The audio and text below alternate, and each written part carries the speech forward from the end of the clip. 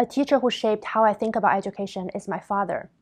One of my earliest memories is sitting at the dinner table with him when I was 4. He picked up the chopstick and said, "It has a left end and a right end. You won't find one with just a left or just a right." Then he held up his hand and he said, "See, every hand has a palm and a back. You won't find one with just a palm or just a back. What do you make of it?"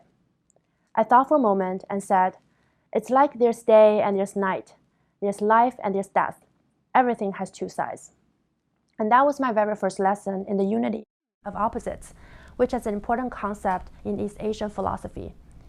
And I received this lesson years before I would read the Tao Te Ching or any other philosophical text with him. What I learned from this is real education doesn't always happen in classrooms. It doesn't require formal concepts or formal textbooks. Anyone can learn anything given the right pedagogy.